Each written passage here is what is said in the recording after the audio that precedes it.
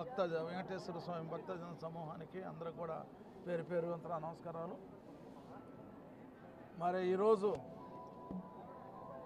ధర్మారెడ్డి గారు గత 5 సంవత్సరాల నుంచి ఇక్కడ జేఏఓగా అడిషనల్ ఈఓగా పనిచేయడం అందరికీ తెలిసిన విషయమే. నేను గతంలో 2005లో టీటీడీ బోర్డు మెంబర్గా ఉన్నప్పుడు ఆయన జేఏఓగా పనిచేస్తూ ఉన్నాడు. నేను 2 సార్లు టీటీడీ బోర్డు మెంబర్గా పనిచేశాను, తిరుపతి పార్లమెంట్ సభ్యుడిగా పనిచేశాను, సూలూరుపేట ఎమ్మెల్యేగా పనిచేశాను. ఎప్పుడు కూడా ఇలాంటి నిరంకుశ అధికారిని నేను ఎప్పుడు కూడా చూడలే. ధర్మారెడ్డి కొద్దిగా మారాలి, ఆయన నేచరు ఇంకేం మారతాలి, అయిపోయింది ఆయన పని. ఆయన తొందరలో ఆయన పంపడమో లేదంటే మేము పంపడం ఏదో ఒకటి జరుగుతుంది. మరి ఏదేమైనా ఒక అధికారి అన్నవాడు ప్రజాప్రతినిధులకి గౌరవం ఇవ్వాలా.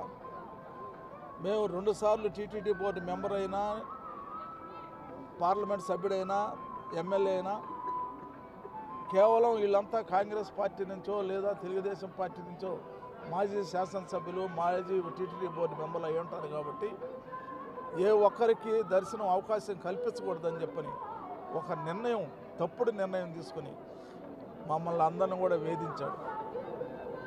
దేవుణ్ణి చూసేదానికి ప్రతి ఒక్కరికి అవకాశం ఇవ్వాలి.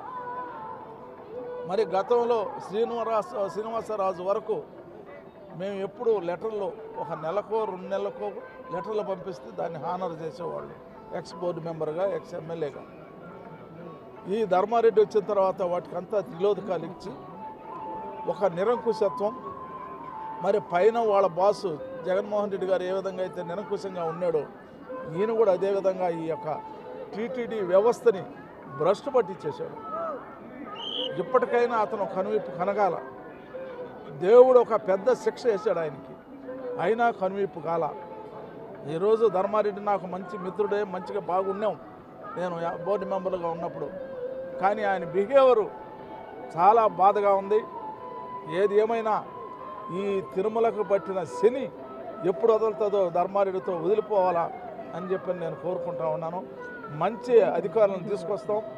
ఇక్కడ మంచి పరిపాలన, మరి ప్రజాప్రతినిధిని గౌరవించే అధికారులను కూడా చంద్రబాబు నాయుడు గారు నియమిస్తారని చెప్పి కూడా తెలియజేస్తా ఉన్నాను. అందరికీ నమస్కారం. డాక్టర్గా నార్మల్ జీవితాన్ని కొనసాగిస్తున్న నన్ను ఒక యువతగా, మహిళగా ఆశీర్వదించి చంద్రబాబు నాయుడు గారు నాకు శాసనసభ్యురాలిగా అవకాశం ఇచ్చారు. సూలూరుపేట నియోజకవర్గ ప్రజలందరూ నన్ను ఆశీర్వదించి, ఆదరించి ఎమ్మెల్యేగా గెలిపించారు. అందరికీ అండగా ఉండి మా నాన్నగారి అడుగుజాడల్లో నడుస్తూ అందరికీ, ప్రజలందరికీ సేవ చేస్తాను. శాంతి అలాగే అభివృద్ధిని 2 జనాలకి పరిచయం చేస్తాను. అలాగే అభివృద్ధిని చూపిస్తానని తెలియజేస్తున్నాను. Thank you.